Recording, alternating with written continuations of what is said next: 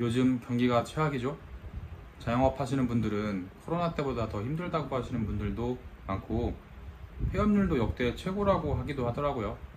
저 역시 가게를 운영하는 입장에서 쉽지 않은 상황인데, 그렇다고 매출이 올라가길 마냥 기다릴 수도 없습니다. 그래서 오늘은 매출 상승에 조금이라도 도움이 될 만한 이야기를 한번 해보도록 하겠습니다. 저도 적용해서 실제로 매출 상승의 효과를 봤으니까 한번 들어보시고 적용해 보시길 바라겠습니다. 여러분, 자영업도 어떻게 보면 일종의 개인 사업인데, 사업을 잘하는 사람들의 특징이 뭔지 아시나요? 그건 바로 현상과 욕구를 정확하게 파악하고 욕구를 해결하는 데 초점을 맞춘다는 겁니다. 뭔 뜬구름 잡는 소리인가 하시죠? 실제 한 사례로 예를 들어 보겠습니다. 어떤 한 상권에 같은 평수, 비슷한 인테리어, 비슷한 안주 구성의 위스키 바가 있는데요. 주력으로는 칵테일과 위스키를 판매하고 가격도 거의 비슷하고요. 그런데 차이점이 있다면 A 매장은 소주를 판매하지 않는데 반해 B 매장은 소주를 판매합니다.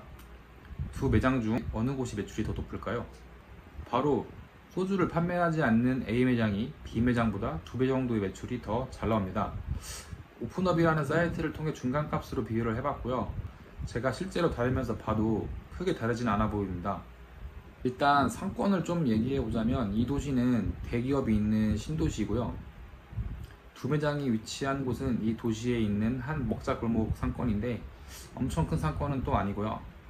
인근에 대단지 아파트가 있고 차로 5분 거리에 대규모 산업단지도 있고요. 또 깔끔한 빌라가 많은 그런 상권인데요. 그러다 보니까 3, 4인의 가족이나 젊은 신혼부부들도 많이 살고요. 회사원들도 많이 유입되는 그런 상권입니다. 1차 식당이 주로 많이 있고요. 2차 술집은 그렇게 많지는 않은 상권인데 2차 술집으로는 대표적으로 역전할머니 맥주, 금별 맥주, 생마차 이렇게 3개가 있고요. 여기 상권이 조금 특이한 게 여기는 20대 젊은 친구들도 많이 있는 편입니다. 그래서 20대부터 40, 50대 분들까지 연령층이 굉장히 다양하고 손님들의 소비력도 좀 있는 편입니다. 그렇다면 자영업자들이 파악해야 할 이 상권의 현상은 무엇일까요? 1차 식당이 많은데 반해 2, 3차로 갈만한 술집의 선택지가 너무 좁습니다. 그리고 이곳의 대부분의 2, 3차 술집은 조금 시끄럽고 옆 테이블과의 간격도 좁아서 대화하기도 불편하죠. 식사를 하고 시끄럽지 않은 곳에서 조용하게 한잔 하고 싶어 하는 욕구가 분명히 있는 곳입니다. 또 소비력이 있는 사람들이 많이 있기도 하고요. 신혼부부나 젊은 커플들이 위스키나 칵테일 같은 술들을 집 근처 분위기 좋은 곳에서 먹고 싶어 하는 욕구가 분명히 있습니다. 그렇다면 A, B 매장 중 어떤 매장이 사람들의 욕구를 잘 해결하고 있는 것처럼 보이시나요? 당연히 A 매장이겠죠. 물론 소주 하나, 분위기 하나 때문에 2배의 매출 차이가 나는 것은 아니겠지만 포인트는 어떤 매장이 제대로 현상을 파악하고 손님들의 욕구를 해결하고 있냐는 것입니다. A 매장의 경우 위스키를 주문하면 그 위스키에 곁들일 수 있는 음식을 조금 줍니다. 예를 들면 피트향이 강한 위스키에는 치즈를 주고요. 부드러운 위스키에는 다크 초콜릿을 주면서 그 위스키의 풍미를 더 잘 느낄 수 있도록 도와줍니다. 철저하게 위스키를 먹는 사람들의 욕구를 공략합니다. 반면 B 매장 같은 경우에는 소주를 먹고 싶어하는 수요를 놓치기 싫었겠죠. 아무래도 한국인들은 소주를 많이 드시니까요.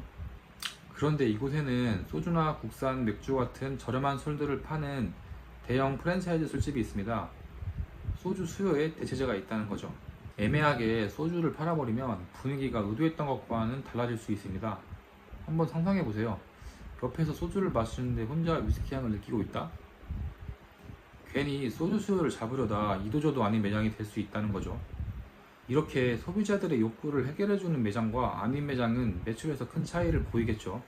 제가 드리고 싶은 얘기는 매장을 운영하던 어떤 사업을 하던 중요한 건 내 생각이 아니고요. 내 서비스를 찾는 사람들에게 나타나는 현상과 욕구입니다.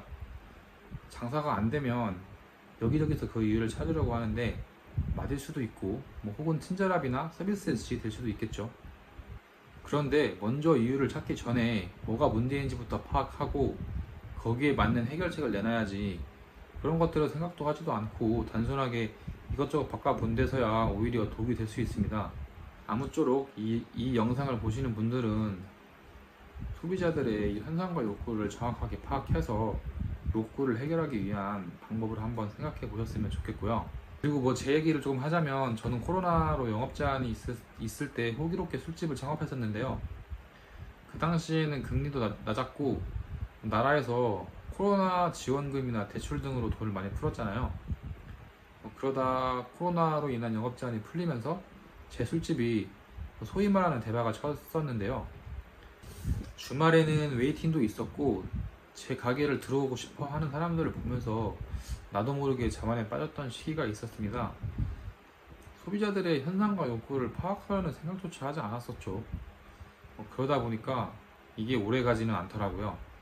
잘 될 때 이미 대출을 받아서 매장 여러 개를 더 오픈한 상태였고요.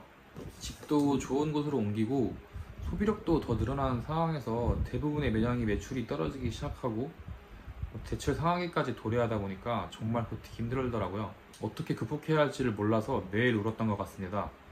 그러다 마음을 다잡고 책부터 유튜브 그리고 여러 강의들을 들으면서 제 나름대로 돈이 많이 들어가지 않는 방법으로 매장을 살리기 위해 고군분투했었는데요. 제가 오늘 말씀드린 내용은 실제로 제가 매장을 살리기 위해서 근본적인 방법부터 고치려고 노력했고요. 처음에 잘 됐던 매장이 왜 사람들에게 외면당하게 되었는지 생각하면서 사용했던 방법인데요.